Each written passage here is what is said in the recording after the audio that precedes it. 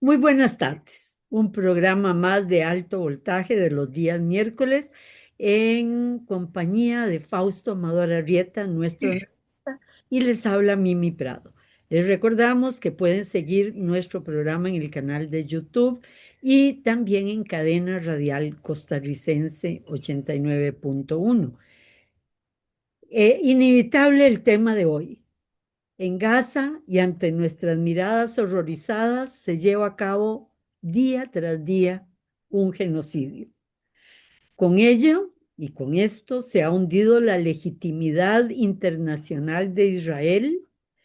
Israel ha marcado un punto de no retorno y ha convertido en Gaza en un infierno en la tierra. Estados Unidos, con su apoyo incondicional a Israel, incluso por encima de sus intereses geopolíticos, único caso posiblemente en la historia, porque generalmente las grandes potencias manejan sus intereses, no los intereses de otros pueblos. Incluso es algo que nos debería hacer reflexionar. Ha normalizado ha tratado de normalizar lo intolerable, destruyendo las bases de su propio contrato social y de su moralidad, creando importantes divisiones al interno de Estados Unidos. El ciudadano norteamericano se muestra en contra de seguir apoyando indiscriminadamente a Israel. Son los legisladores quienes mantienen un apoyo irrestricto. Y acá solo nos cabe recordar la importancia del lobby sionista en los Estados Unidos que financia sus campañas políticas.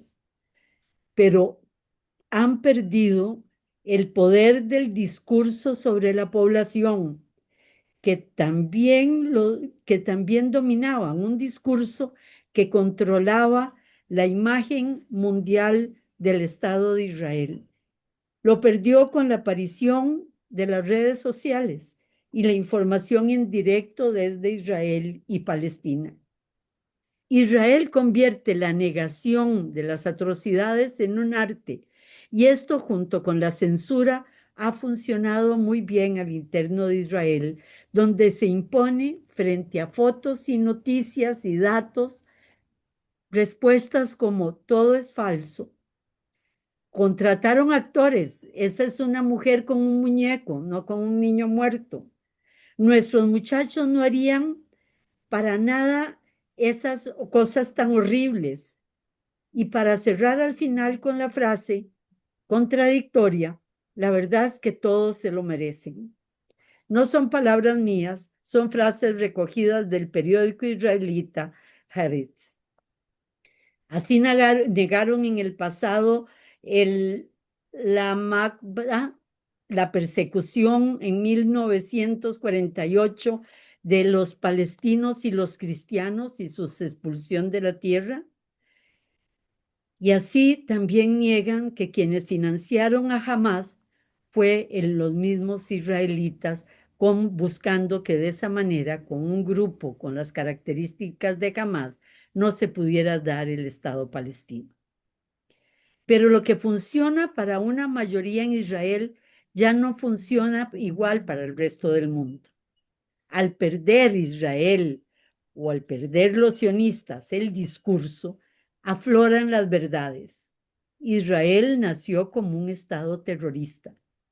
Grupos sionistas que volaron hoteles ingleses antes de la creación del Estado de Israel, volaron con todos los habitantes adentro, persiguieron y quemaron las tierras y las casas de palestinos y cristianos y los expulsaron, como decía con anterioridad, de sus tierras. Ya antes de la fundación del Estado de Israel en 1918, Ben Gurión escribió sobre el Gran Israel, ese Gran Israel que es lo que buscan, eh, no solo apoderarse de todas las tierras palestinas, sino del sur del Líbano, del sur de Siria y de los altos del Sinaí. Creen tener derecho histórico dado por Dios. También han trabajado de la mano con Estados Unidos, dividiendo y debilitando los países vecinos. Ya hemos hablado de eso profundamente en muchos de nuestros programas. Hay extensos documentos y testimonios que así lo señalan. Y ya sabemos que buscaban la destrucción de 6 estados: Irak, Libia, Yemen, Siria, Líbano, todo lo han conseguido. Solo no han conseguido el sexto de esos estados, que es Irán. Mientras de manera tardía los países europeos, Australia, Canadá, reconocen el Estado palestino, Costa Rica, por ejemplo, lo reconoció hace 15 años, en Estados Unidos e Israel se están repartiendo Gaza. El ministro de Defensa de Israel en una conferencia en la televisión con una sonrisa amplia dice que están muy avanzados todas las negociaciones sobre los bienes raíces en Gaza. Y añade, manteniendo su sonrisa, ya hemos logrado la parte más costosa, que es la demolición de los edificios. Pero el olor a muerte y el horror hacen que oficiales de carrera del ejército israelita decidan adelantar sus pensiones y retirarse del ejército. Ha hecho que 5 soldados israelitas se suiciden la semana pasada y que un importante número de ellos estén en tratamiento psiquiátrico por estrés postraumático, y que enorme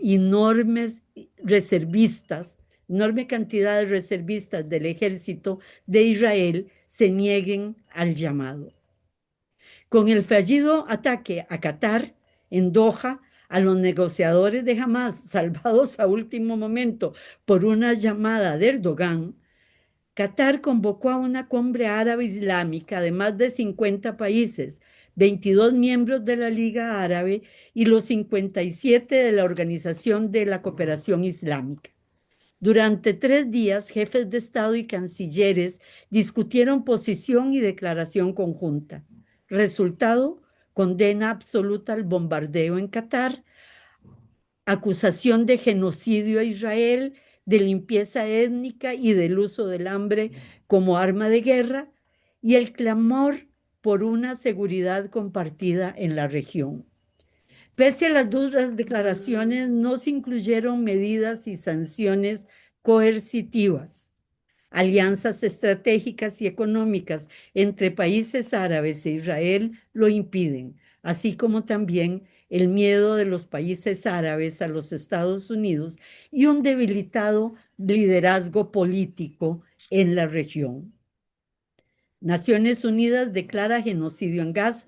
La relatora de Derechos Humanos de la ONU revela que la cifra real de los decesos en Gaza pueden ser 10 veces mayor que los 67.000 que se reconocen, de ellos 75% mujeres y niños. Pero la relatora, citando exámenes de medios científicos e investigadores israelitas que lo que estudian es el nivel de destrucción y la cantidad de población que convivía ahí, señala que deberíamos empezar a pensar en 680.000 palestinos muertos en Gaza. Esto lo dicen académicos y científicos judíos. Es importante que en los últimos días se llenan las calles en Japón, en los distintos países europeos, en Australia. Italia se paraliza todo en apoyo de Gaza. Eso nos llena de consuelo en medio de esta tragedia, pero con un lunar negro. Ayer un amigo, al que quiero muchísimo, me envía una noticia desde Guatemala. El gobierno de Guatemala compra 10 millones de dólares en armamento israelita. Muy buenas tardes, Fausto. Buenas tardes, Mimi. Realmente decepcionante el tema de Guatemala. Mucho. ¿Duele? Pero bueno, las relaciones que ha tenido Guatemala, los gobiernos dictatoriales y las dictaduras de Guatemala con Israel son nefastas desde hace mucho tiempo. Pero gobierna un Arévalo, ¿verdad? Entonces, por eso digo triste. Sí, Gobierna un Arévalo y muestra que No parece que tiene las cosas no han ningún cambiado. control. Sí. Con extremo dolor, indignación, impotencia y desencanto, volvemos nuestra mirada reflexiva al martirio del pueblo palestino de Gaza, que sufre hoy 718 días de martirio perpetrado en su contra por las Fuerzas Armadas de Israel. La descripción de 2 millones de civiles bombardeados día tras día, privados de los más mínimos elementos de supervivencia, sin agua, sin alimentos, sin medicamentos, sin anestesia, sin hospitales, ametrallados hombres, mujeres y niños por igual, son actos indescriptibles. Son cosas tan inimaginables que pensamos que no es posible que estén sucediendo, Así es. pero suceden, ocurren, acontecen. Estamos hablando de un genocidio. La palabra genocidio es fuerte, grave y mucho más terrible cuando es aplicada a un país que surgió de las atrocidades del Holocausto. Incluso el Papa Francesco vacilaba antes de pronunciar esa palabra y se limitaba prudentemente a decir que cabría analizar si jurídicamente era ya apropiado hablar de que Israel estaba cometiendo un acto de genocidio, lo decía como muy tentativamente. Esta vez es oficial. El martes 16 de septiembre, la Comisión Internacional Independiente de las Naciones Unidas para los Territorios Palestinos Ocupados, incluidos Jerusalén Oriental e Israel, publicó un informe de 72 páginas bajo el título de Análisis Jurídico de la Conducta de Israel en Gaza bajo la Convención sobre el Genocidio. En ese documento, la Comisión de las Naciones Unidas claramente establece que Israel ha cometido y sigue cometiendo un acto sistemático y continuado de genocidio contra la población palestina, no solo de la Franja de Gaza. El documento se refiere a un genocidio de toda la zona controlada por Israel.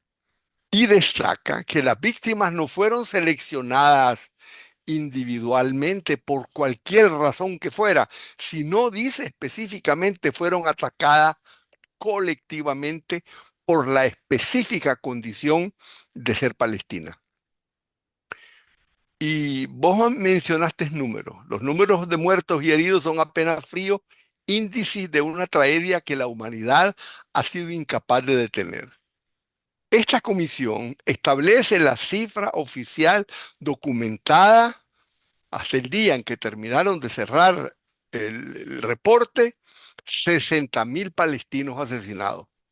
Y vos lo dijiste bien, Francesca Albanese, relator especial de las Naciones Unidas, afirma que el número real es 10 veces mayor. Estamos hablando entonces de 600.000 si tomamos esa cifra, frente a la mirada atónica e impotente del mundo.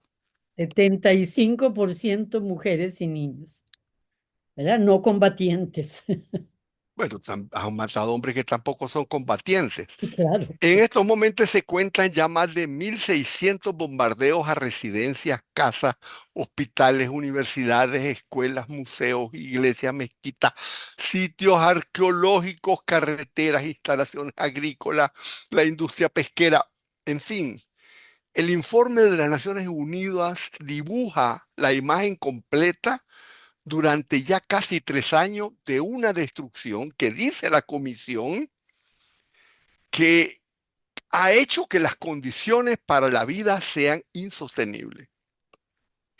La comisión establece que esas muertes no son daños colaterales, son el resultado conscientemente deliberado por una estrategia militar que tiene como objetivo matar al mayor número posible de palestinos, no solo mediante las operaciones militares y las estrategias de guerra empleadas, sino por lo que dijimos, por el acoso impuesto en la Franja de Gaza, bloqueo de medicamentos, equipo médico, alimentos, agua, la obstrucción a la entrada de ayuda humanitaria. Bueno, todas esas medidas se sabe que están diseñadas para provocar la muerte de civiles palestinos. De ahí la conclusión de que las muertes son resultado deliberado, porque han impuesto intencionalmente condiciones de vida destinadas a provocar el aniquilamiento de la población palestina. Se calcula que de cada 16 muertos, 15 mimí son civiles. Estos son cálculos de la comisión. Y lo que ocurre a los niños es indecible. La comisión, hay muchas cosas que dice la comisión, pero esta me chocó impactantemente. Costó Dice la estudiar comisión, para este programa, Fausto. ah, Te costó estudiar para este programa. sí, la realidad es que uno prefiere no ver estas cosas. Mm. Dice la comisión, las fuerzas de defensa de Israel atacan intencionalmente niños. Y como resultado, dice la comisión, las amputaciones entre los niños más pequeños han alcanzado proporciones gigantescas. La comisión establece que Gaza es ahora la mayor comunidad de niños amputados de la historia humana. Por otra parte, la comisión establece que el uso sistemático de violencia sexual contra hombres, mujeres y niños por parte de Israel, dice la comisión, es más de lo que el ser humano puede soportar. En resumen, matar, causar lesiones, someter a condiciones de vida para destruirlo, violentar sus derechos reproductivos, impedir la natalidad en Gaza. Bueno, con todo eso las autoridades y fuerzas palestinas perpetraron 4 de los 5 actos genocidas definidos en la Convención contra el Genocidio. Le faltó uno.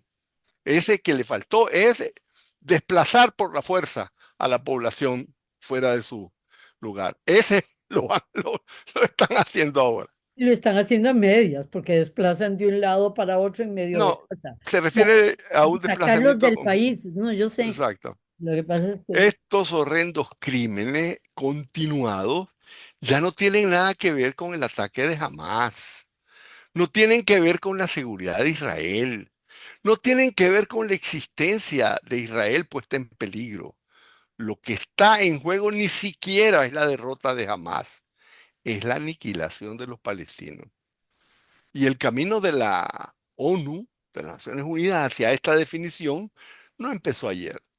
En enero de 2024, la Corte Internacional de Justicia se había pronunciado sobre la plausibilidad de un genocidio. Meses después vinieron órdenes de arresto de la Corte Penal Internacional contra líderes israelitas por delito de crímenes de guerra, pero aún no se había incluido la acusación de genocidio. El informe de Francesca Albanese, meses después, reforzó este panorama. Y ahora hemos llegado a un punto, como vos lo dijiste, de no retorno. Sí podemos y debemos usar la palabra genocidio. Y debemos exigir que en contextos políticos, mediáticos y académicos se deje de enmascarar la realidad tras una cautela que se vuelve cómplice. Definir este genocidio no es un acto simbólico, es un acto legal. Es de hecho la comisión una fuente oficial para los tribunales internacionales y nacionales. Significa que cualquier persona que haya participado en cualquier capacidad en el genocidio de Gaza podría ser arrestada, juzgada y condenada en cualquier país del mundo. pero también, y lo dice también la misma Legión Internacional, aquellos que sabiendo que hay un genocidio no actúan, también pueden ser responsables legales, ¿verdad? Es más amplio. Sabiendo y que tienen alguna posibilidad Posibilidad de sí, porque no, Exacto. en fin, yo no he hecho No, nada no, y no no, sé no. si me van Pero me a, refiero, por ejemplo, a la OTAN, me refiero a los países que sabiendo no tomaron ninguna medida, incluso los países árabes también. bueno, un día no muy lejano, el infierno de Gaza terminará y entonces la gente tendrá derecho a esperar que el día después no se celebre simplemente con retóricas superficiales de que ya regresó la paz, ni tampoco, ojalá, con proyectos inmobiliarios en la Riviera de Gaza, pero sí es de esperar que se pueda exigir un juicio real ante los tribunales como ocurrió en Nuremberg, porque no es un tema de opinión. Hoy contamos con pruebas y documentos y decisiones jurídicas de cuerpos responsables que certifican la intención genocida de Israel. Bueno, dejemos esto acá y pasemos a ver los impactos que ha tenido este proceso, este genocidio. Comencemos con las reacciones mediáticas y políticas frente al ataque de Hamás del 7 de octubre. Frente a ese ataque hubo dos grandes visiones antitéticas.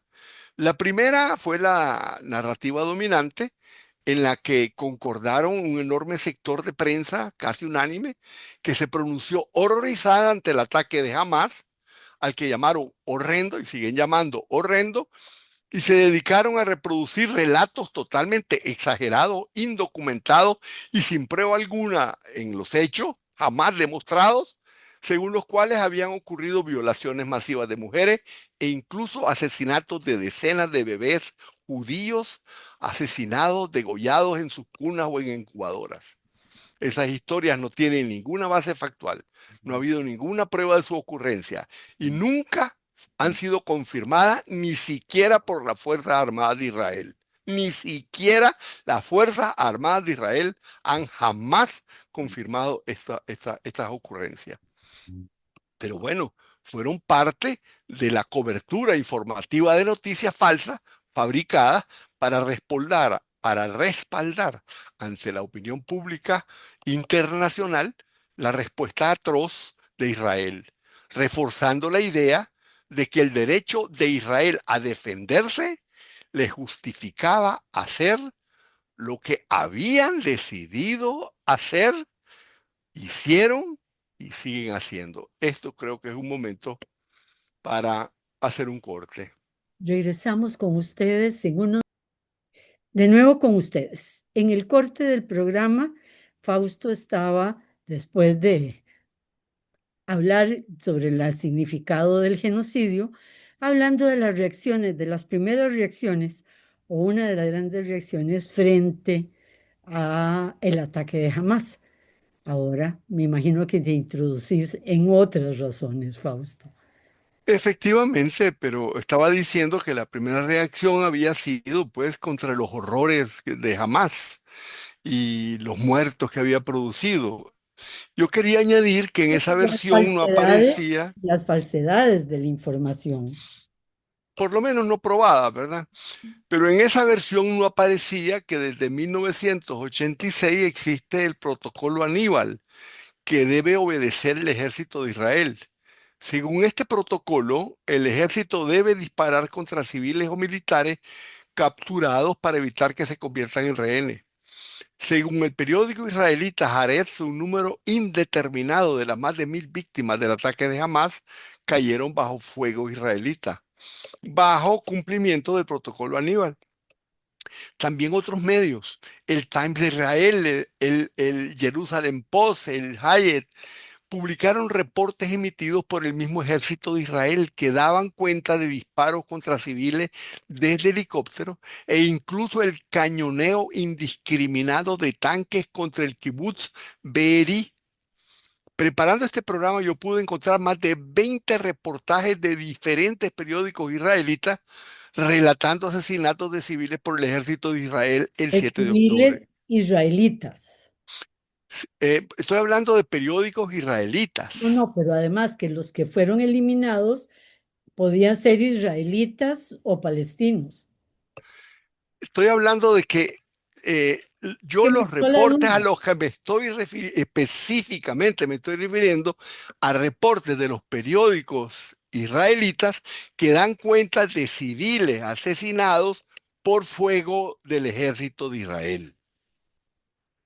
Adicionalmente, en esta reacción ante el ataque de Hamas, desapareció por completo la situación de la vida palestina bajo la ocupación de Israel. excepcionalmente notable y digno de elogio fue la actitud o la respuesta, la reacción del secretario general de las Naciones Unidas, Antonio Guterres, quien tuvo el coraje de advertir al mundo que el ataque de Hamás no se había producido en el vacío y que había sido precedido por 74 años de régimen de apartheid ejecutado por la ocupación ilegal de Israel de las tierras que por derecho internacional pertenecen al pueblo palestino. Eso le valió críticas y condenas casi universales. Pero bueno, dejemos esa versión. Hay otra reacción frente al ataque de Hamas, una reacción más cautelosa que se preguntaba que cómo era posible que en el lugar más vigilado del mundo, habiendo sido advertidos del ataque, se dejara indefensa la barrera que separa Israel de Gaza y se hubiera ordenado a las tropas del ejército abstenerse por varias horas de repeler el ataque. Quienes así se asombraban eran incrédulos de que las autoridades israelitas hubieran sido tomadas por sorpresa.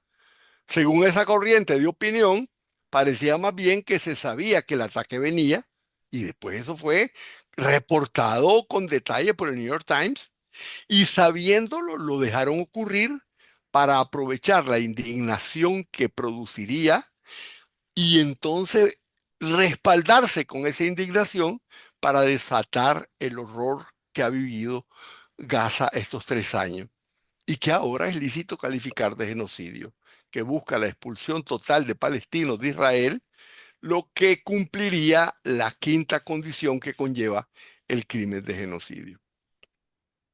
Nada más elocuente para reseñar esta sospecha, elucubración o deducción, llamémosle conspirativa, que mencionar lo dicho por un sionista cristiano extremista de derecha, activista notorio de la corriente maga, propagandista de Trump. Me refiero al recién asesinado líder juvenil del trumpismo, Charles James Kirk, quien poco antes de su asesinato había dicho por televisión que él había sido invitado a Israel y que había visitado Gaza y que era imposible que una mosca pudiera moverse sin ser detectada con patrullas de soldados armados con fusiles ametralladoras cada 100 metros. Y él dijo que cuando se produjo el asalto de Hamas, él pensó que se habían preparado las condiciones para una limpieza étnica total. Mira, cuando yo leí eso tuve que oírlo, ¿verdad? Y tuve un poquito de dificultades, pero ahí está. Así lo dice y dice, antes de decir esto, se detuvo un momento y dice, esperen, esperen, tengo que pensar muy bien cómo digo esto. Y entonces dijo lo que acabo de decir. Bueno, más adelante tal vez nos dé tiempo de hablar un poquito más del significado del asesinato de Kirk. Y de la Sigamos, salida de Netanyahu defendiéndose de la acusación. sigamos, sin embargo, con los impactos que ha tenido tanto el ataque de Hamas como los subsiguientes sistemáticos ataques en Gaza. Lo primero, vamos a hablar de impacto, ¿verdad? El primero y más importante impacto para mí es el absoluto y total respaldo que ha tenido Israel del gobierno de Estados Unidos y de la casi totalidad de los gobiernos de la Unión Europea. Ese respaldo no se ha limitado a seguir proporcionando apoyo monetario, militar, eh, político a Israel, sino que también se ha traducido en la sistemática represión en la calle y en las universidades a cualquier iniciativa, movimiento o actitud de solidaridad con Palestina.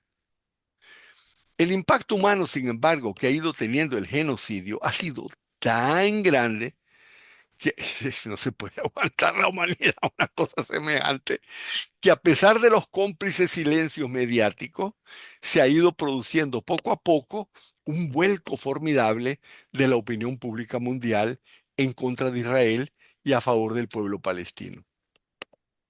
Poco a poco los pueblos han ido saliendo a la calle a protestar contra la masacre en Gaza. En Italia, la Unión Sindical de Base llamó a huelga en solidaridad con Gaza Y el pasado lunes se multiplicaron manifestaciones en más de 20 de las principales ciudades italianas, desde Trieste hasta Sicilia. Se paralizaron transportes locales, fábricas cerraron, las escuelas pararon lecciones, la autopista entre Bolonia y Roma fue cerrado y varios puertos de mar fueron bloqueados. En Asia, Japón, Australia, se cuentan centenares de miles de manifestaciones llamando a un alto al genocidio en Gaza, porque los pueblos no esperaron que las Naciones Unidas terminaran de pronunciar la palabra genocidio para que esa palabra se implantara en la mente. La idea brutal, espantosa e increíble de nada menos que el país surgido del Holocausto estuviera cometiendo un genocidio. Dichosamente, Mimi, yo diría felizmente, incluso voy a decir agradablemente, las primeras voces en contra del genocidio de Gaza surgieron de las mismas comunidades judías en casi todo el mundo. ¿sí? Los primeros que salieron a la calle fueron judíos diciendo no hagan esto en nombre mío, para reclamar que no se masacrara a todo el pueblo palestino en nombre del pueblo judío. Porque Not in hemos my sido name. amigos y compañeros de la causa judía, ¿verdad? De la causa semita, pero nunca compañeros de la causa sionista, ¿no? Eso es así. Los análisis más profundos del carácter fascista, racista y supremacista del sionismo los he escuchado de voces judías. Y yo recomiendo que busquen en internet a Norman Finkelstein o al historiador judío Jan Papé. Ellos, debo decirlo, ven el momento actual con envidiable optimismo histórico, no sé cómo hacen, porque señalan que el genocidio en Gaza representa para el mundo el asesinato moral del sionismo y como tal el inicio de su final. Este vuelco de la opinión pública le está preocupando mucho a Netanyahu y voy a hablar algo que no se dice. Estamos en un momento en el que las autoridades de Israel saben que están perdiendo la narrativa social y geopolítica y es la primera vez que manifiestan públicamente preocupación por sus relaciones públicas. Y tanto es así que el propio Netanyahu está tratando de reconstruir un sistema mediático de gran penetración directamente dirigido por la extrema derecha de Israel a través del lobby judío en Estados Unidos y en Europa. Y así lo dijo abiertamente Netanyahu la semana pasada en un discurso. Dijo, debemos abrir un frente, el de la opinión pública occidental. Y añadió, no podemos permitir que se siga deteriorando nuestro propio relato, porque en Europa y Estados Unidos, dijo, nuestra imagen está gravemente dañada. Ese es otro impacto. Para ellos es su siguiente batalla. Y el lobby judío ya está tomando control directo de partes decisivas del sistema mediático de alta penetración en Estados Unidos. El multimillonario Larry Ellison, propietario de Oracle, sionista de pura cepa, líder del lobby judío, compró Paramount CBS News y está en negociaciones para comprar CNN. Es decir, esto va en serio.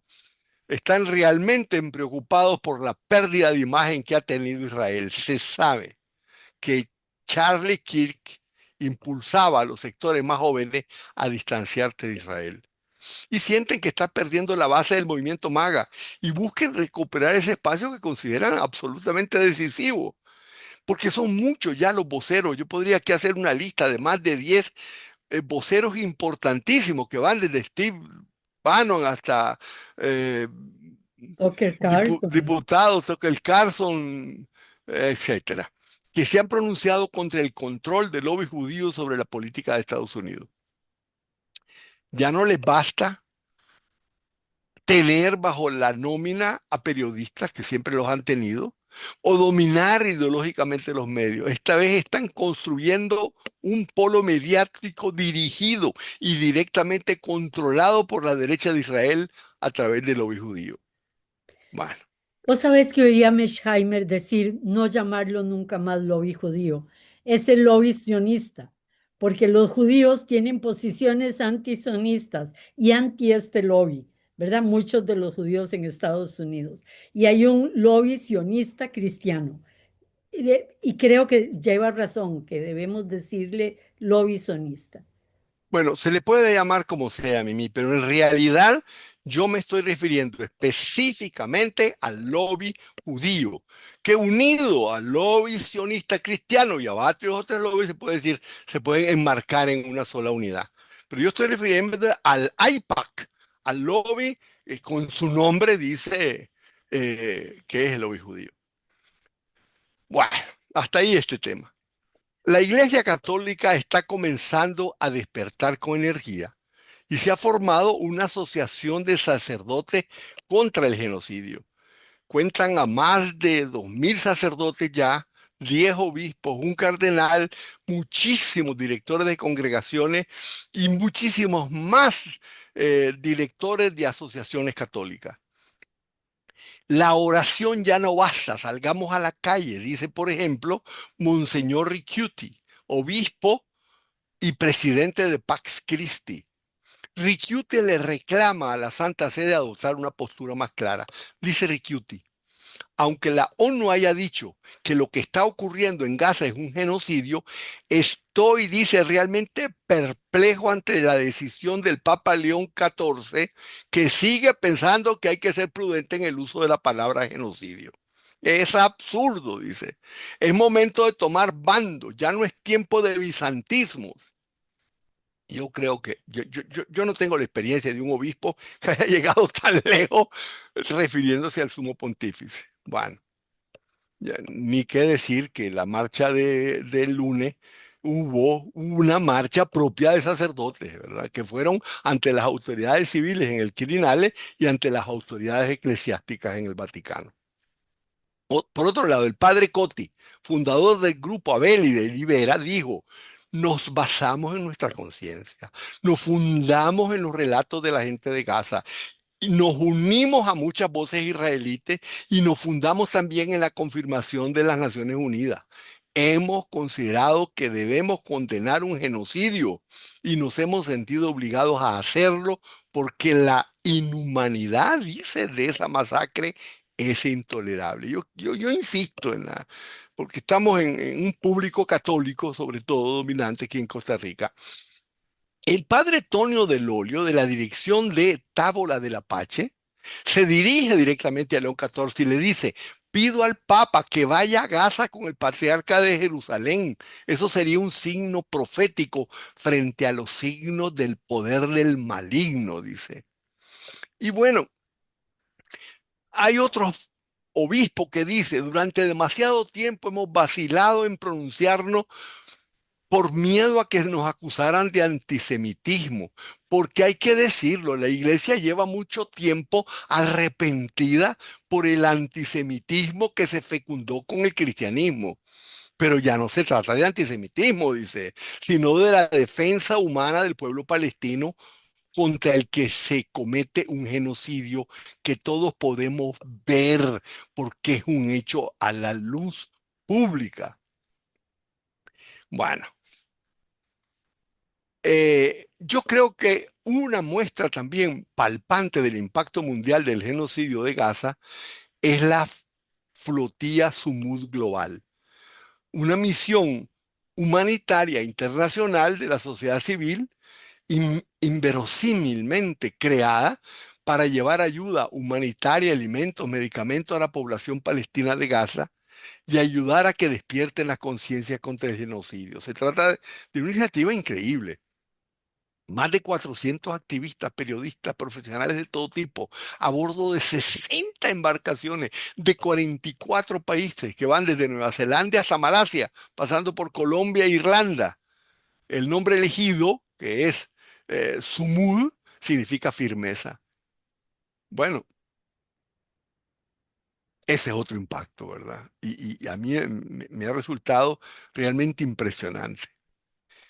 Y luego vamos a ver los impactos geopolíticos, ¿verdad? Porque eh, el genocidio que está ocurriendo en Gaza ha tenido que impactar con fuerza la geopolítica de Oriente Medio.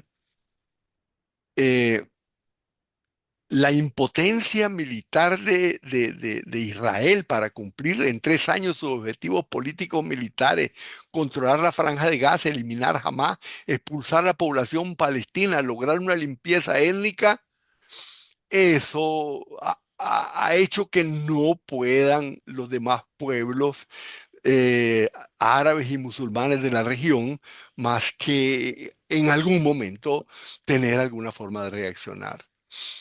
Y bueno, ninguna nación árabe musulmana ha podido sustraerse de este impacto.